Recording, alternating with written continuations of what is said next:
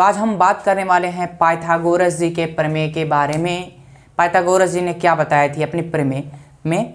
Pythagoras जी ने क्या बताया था कि अगर कोई आप समकोण त्रिभुज लेते हैं, क्या अगर आप कोई भी राइट एंगल ट्रायंगल यानी कि समकोण त्रिभुज लेते हैं तो उसकी जो सबसे बड़ी भुजा होती है, क्या बताया था उसने?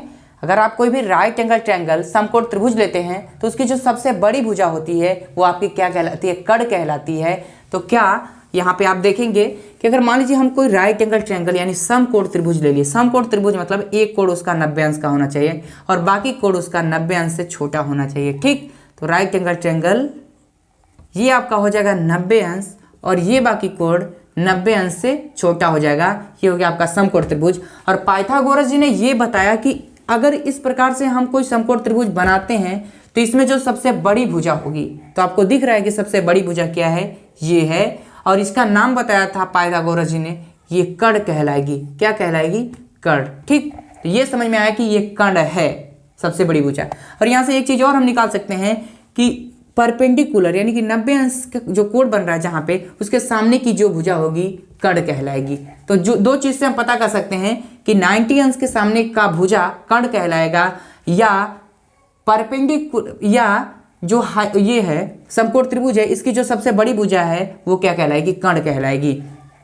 अब तो हम पाइथागोरस जी ने बता दिया कि ये कर्ण कहलाएगा, लेकिन बाकी ये भुजा और ये भुजा क्या कहलाएगी उसको भी पाइथागोरस जी ने बताया था। कैसे बताया था देखिए, तो उन्होंने बताया कि जिस पे ये राइट एंगल ट्रायंगल समकोण त्रिभुज टिका हुआ है यानी कि रखा हुआ है, वो आपका क्या कहलाएगा? आधार कहलाएगा, बेस कहलाएगा। क्या कहलाएगा? आधार कहलाएगा। ठीक, ये आपका आधार है यानी कि बेस, हाइपोटेनियस। ये फिर उसके बाद बात आती है इस भुजा की। ये भुजा पाइथागोरस जी ने बताया कि आधार पर जो इस प्रकार से रखा है, खड़ा भुजा जो है यानी कि लंबवत जो भुजा है वो आपकी लंब कहलाएगी। ये क्या कहलाएगी? लंब। यानी कि खड़ा जो भुजा है यहाँ पे वो क्या कहलाएगा? लंब कहलाएगा। तो पाइथागोरस जी ने ये चीज बता दिया कि ये कर्ण है, ये आधार है, ये लंब है। ठीक, इसके बाद पाइथागोरस जी ने ये बताया अपनी प्रमेय में, उन्हीं के नाम से प्रमेय पढ़ा कि पाइथागोरस प्रमेय। पाइथागोरस प्रमेय। पाइथागोरस प्रमेय में क्या बताया कि कर्ण का जो स्क्वायर होगा यानी कि कर्ण का जो स्क्वायर होगा आधार के स्क्वायर और लंब के स्क्वायर के प्लस के बराबर होगा। क्या बताया था? कर्ण का स्क्वायर जो होगा आधार का स्क्वायर और लंब का स्क्वायर, इन दोनों का प्लस कर्ण के स्क्वायर के बराबर होगा। पाइथागोरस जी ने ये हमको बताया कि अगर कर्ण दिया हो, कुछ आधार दिया हो तो लंब की वैल्यू निकालेंगे, अगर लंब दिया हो, आधार दिया हो तो हम कर्ण की वैल्यू निकाल लेंगे। ठीक, तो इसी को हम कहते हैं पाइथागोरस प्रमेय। ये क्या कहलाती है? आपकी पाइथागोरस प्रमेय कहलाती है। इसको इस प्रकार से भी लिख सकते हैं, परपेंडिकुलर, पीछे परपेंडिकुलर, इसको इस प्रकार लिख सकते हैं, हाइपोटेनियस का स्क्वायर बराबर बेस का स्क्वायर प्लस परपेंडिकुलर का स्क्वायर, चाहे परपेंडिकुलर का स्क्वायर प्लस बेस का स्क्वायर लिख सकते हैं। ठीक, तो ये तो हो गई आपकी पाइथागोरस प्रमेय। पाइथागोरस प्रमेय ने ये बताया था। अब हमको समझ में नहीं आता कि इसका यूज कैसे करें, कैसे किया जाता है इसका यूज।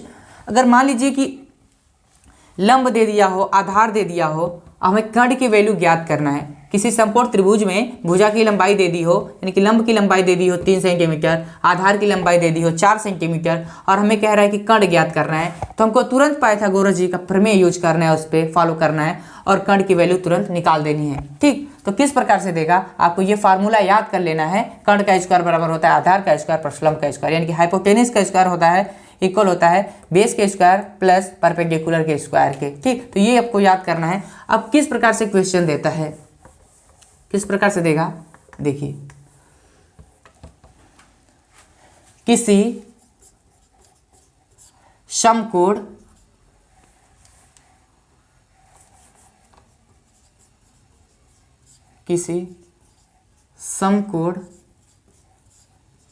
त्रिभुज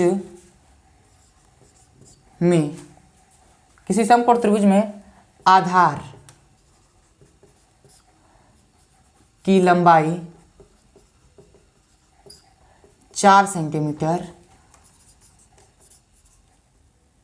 और लंब 3 सेंटीमीटर हो तो कर्ण क्या होगा। ठीक, क्या कह रहा है कि किसी समकोण त्रिभुज यानी कि किसी राइट एंगल ट्रायंगल में आधार की लंबाई 4 सेंटीमीटर हो। तो आपको पता है कि पाइथागोरस ने हमको बता दिया कि आधार ये होता है। अब क्या अगर आधार की लंबाई 4 सेंटीमीटर हो तो ये 4 सेंटीमीटर हो तो, और लंब की 3 सेंटीमीटर, लंब क्या हो 3 सेंटीमीटर हो। पाइथागोरस जी ने बताया कि ये लंब है, तो ये दिया आपका 3 सेंटीमीटर हो तो कर्ण क्या होगा। तो हम यहाँ पे पता करेंगे कर्ण क्या होगा। ये है आपका कर्ण, ये पूछ रहा है कि कर्ण क्या होगा। ठीक, तो अगर पूछ ले तो हमको तुरंत पाइथागोरस जी के प्रमेय को यूज करना है। तो पाइथागोरस की प्रमेय क्या कहती है, तो यहाँ पे लिखेंगे सॉल्यूशन में पाइथागोरस प्रमेय से।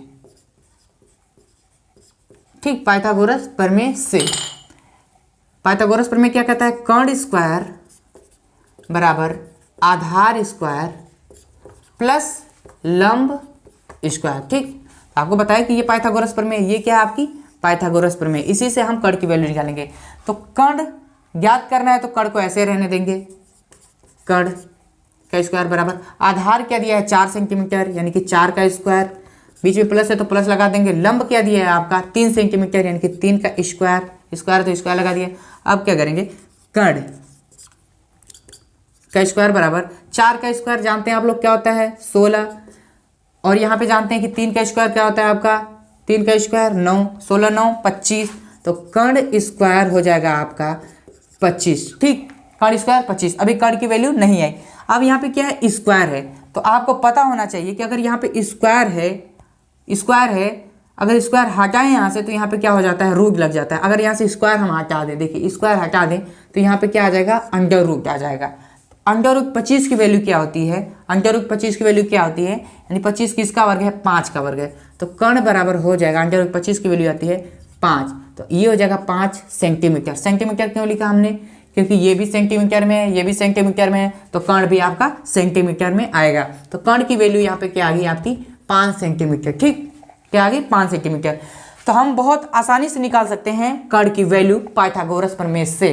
तो हमको पाइथागोरस प्रमेय से ये चीज पता चला कि कर्ण की वैल्यू कैसे निकालेंगे।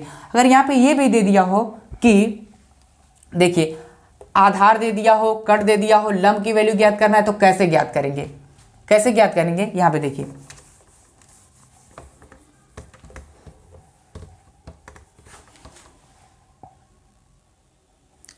अगर आपका कर्ण दे दिया हो, मान लीजिए कर्ण दे दिया आपका 6 सेंटीमीटर, ठीक, सेंटीमीटर 6 सेंटीमीटर, और आधार दे दिया आपका 4 सेंटीमीटर। अब कह रहा है कि लंब की वैल्यू निकालो, लंब की वैल्यू निकालो। आप यहाँ पे नामकरण भी कर सकते हैं, नामकरण से भी निकाल सकते हैं ए बी सी। तो यहाँ पे ए बी आपका लंब हो जाएगा, बी सी आपका आधार हो जाएगा, ए सी आपका हो जाएगा कर्ण। ठीक, तो हमें क्या करना है कि लंब निकालना है, लंब मतलब ए बी निकालना है। ठीक, तो हम तुरंत क्या करेंगे, यहाँ पे देखिए कैसे क्वेश्चन आएगा, क्या लिखा है आपका दिया है ए बी यानी कर्ण दिया है 6 सेंटीमीटर, समकोण त्रिभुज में आधार की लंबाई 4 सेंटीमीटर और लंब की लंबाई यहाँ पे लिख देते हैं, और कर्ण की लंबाई 3 सेंटीमीटर 6 सेंटीमीटर हो, तो हम यहाँ पे लंब क्या होगा, लंब थोड़ा सा चेंजिंग कर दी इस क्वेश्चन में कि किसी समकोण त्रिभुज में आधार की लंबाई 4 सेंटीमीटर और कर्ण 6 सेंटीमीटर हो तो लंब क्या होगा।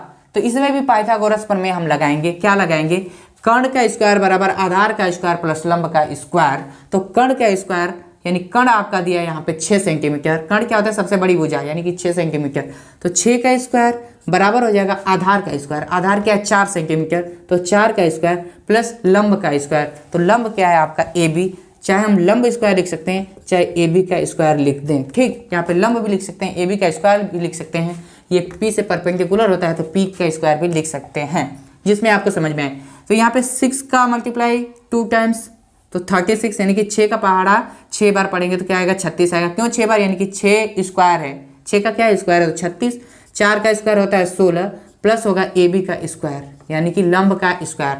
अब क्या होगा बराबर कि इधर ये चीज़ आएगा, ये अंक आएगा तो साइन क्या हो जाता है चेंज हो जाता है, प्लस हो तो माइनस, माइनस हो तो प्लस, तो ये हो जाएगा 36 माइनस 16 बराबर हो जाएगा ए बी स्क्वायर। ठीक, अब 36 में से 16 जाएगा तो आपको पता है 20 बचेगा, तो 20 बराबर हो जाएगा ए बी स्क्वायर के। इसको हम सीधा लिख दे रहे हैं कि ए बी स्क्वायर बराबर 20। अब क्या करेंगे, आपको पता है कि अगर हम यहाँ से स्क्वायर हटाए तो यहाँ पे क्या हो जाता है, अंडर रूट हो जाता है। तो ये स्क्वायर हटा देते हैं तो क्या हो जाएगा, अंडर रूट हो जाएगा। ठीक, ए बी बराबर हो जाएगा आपका, क्या हो जाएगा,